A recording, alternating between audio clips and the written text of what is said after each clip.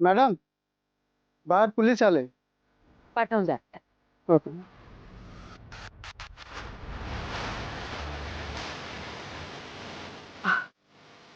नमस्कार इन्स्पेक्टर साहेब. बोला मॅडम, काय झालं? असं अचानक घरी बोलावलं? काही अडचण? ऍक्च्युली आमच्या घरात चोरी झाली.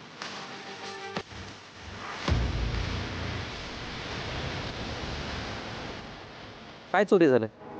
पैसे, सोनं, की आणखी काही? ती आमची जुनी स्कूटर चोरीला गेली होती हे तर तुम्हाला माहितीच आहे, पण ती परत आली आहे. फक्त झालंय असं की त्या स्कूटर सोबत 50 तोळे सोनंही चोरीला गेलं होतं. ते अजून सापडलेलं नाहीये. काय? आपल्या घरातून 50 तोळ्याचं सोनं चोरीला गेलंय? पण आई, तुम्ही काहीच बोलला नाहीत कधी. मला असं वाटतंय की या घरातच कोणीतरी आहे ज्यांनी हे चोरलंय.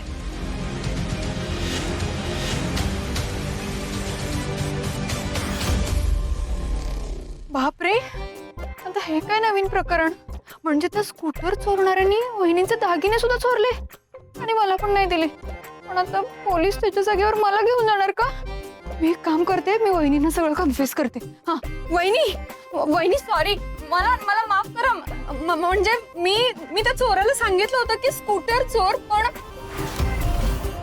पण मी दागिने नाही चोरायला सांगितले. मला खरंच माहित नाही त्याने दागिने का चोरले. मी त्याला एवढंच सांगितलं होतं की ती स्कूटर ने स्क्रॅपला टाक, भंगार कर, इथे परत आणू नको. पण स्कूटर तर आपल्याला मिळाली ना वहिनी. पण मला मूर्ख आहे ही दामिनी. तिचा काहीच नेम नाहीये. तिच्यावर विश्वास ठेवणं खूपच अवघड आहे बाबा. दामिनी कधीही कुठलंही सिक्रेट घाबरून अहिल्याला सांगू शकते. त्यापेक्षा हिला जरा लांब ठेवलेलंच बरं.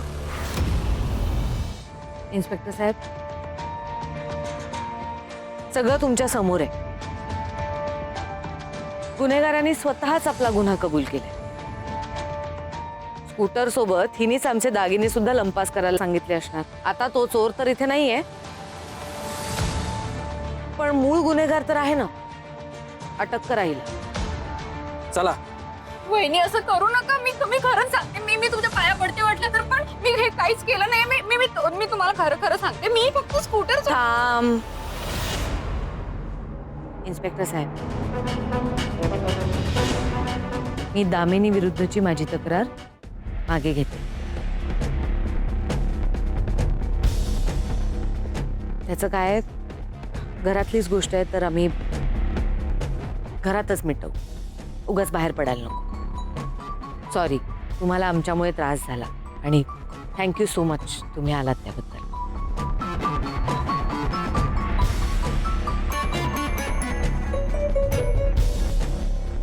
काळजी नको करूस. माझे कुठलेच दागिने चोरीला गेले नव्हते. बघा, मी म्हंटल होतं ना, मी त्या चोराला हो, सांगितलं दागिने.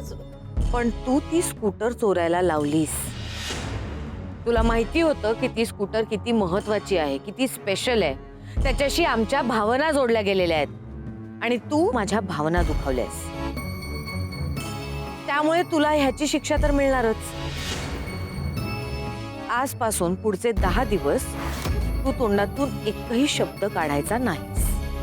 आणि जर मला कळलं तू बोलतेस तर गाठ माझ्याशी आहे, लक्षात ठेव.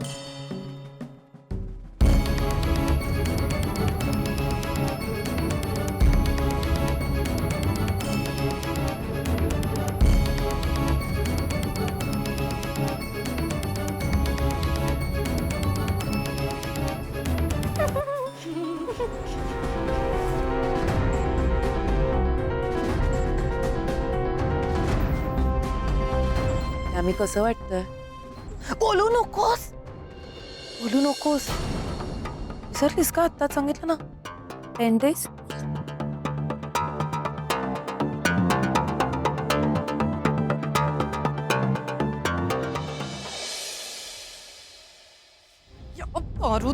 पारूचं नशीब एवढं चांगलं काय? एव्हरी टाइम मी काहीतरी प्लॅन करते, एव्हरी टाइम ती सगळ्यातून वाचतेस. यावेळेस सुद्धा मी विचार केला होता की ती त्या गॅस लीक मधून नाही वाचणार एवढं ते सुंदरला सांगून गॅस लीक करायला सांगितलं. मला वाटलेलं मरून स्वतःचा जीव सोडून दिली मुलगी, पण नाही, परत एकदा वाचली. एव्हरी टाइम माझा प्लॅन फ्लॉप होतो. आता ते परत एकदा येऊन मला या घरातून बाहेर हाकलण्याची धमकी द्यायला सुरू करेल.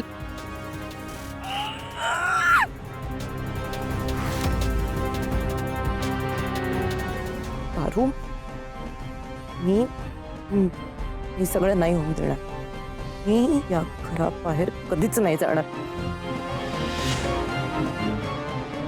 त्या पारूला आता दाखवून देईल की दिशा काय येते. इतक्या इझिली मी हार नाही मानणार. ती परत प्लॅन करणार आणि तिला डिस्ट्रॉय करून मग शांत बसणार. पारूच डिफेन्स सर्व्हिस तुझ्या याच नवीन बिझनेसच्या जोरावर तू इतक्या उड्या मारतेस ना. पण तुझा हाच नवीन बिझनेस मी कम्प्लिटली डिस्ट्रॉय करणार. मग तू आपोआप जमिनीवरती येशील.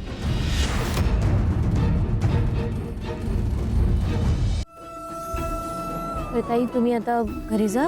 उद्या तुम्हाला लवकर यायचं आहे. मी बाकीचं सगळं आवरून घेते.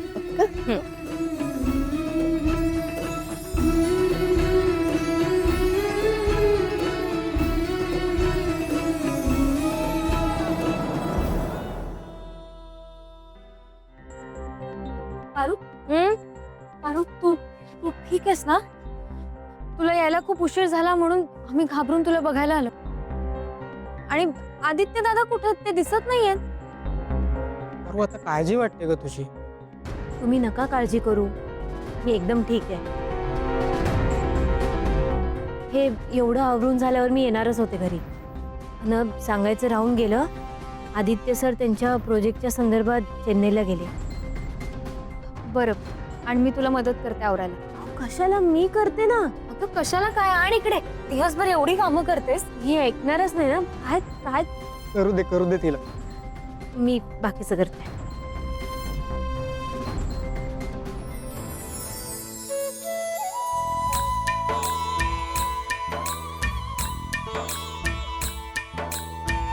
मला ना तुम्हा दोघींचं काही कळतच नाही. म्हणजे जावा पण वाटता, मैत्रिणी पण वाटता आणि बहिणी पण वाटता. हा म्हणजे बॉन्डिंग एकदम भारी आहे तुमचं. तुम्ही जेलस होताय का आमच्या? घ्या, मी कशाला जेलस होऊ. मी आपलं सांगतोय की बॉन्डिंग छान आहे. पारू काय करू? नाही थांब जरा. हे उचलायचंय का?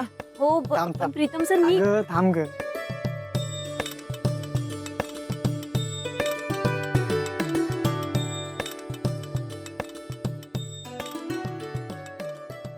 पारू भाऊजी, पारू भाऊजी. पारुताई मला माफ कर. माझ्याकडून लय मोठी चूक झाली. पारुताई मला माफ कर.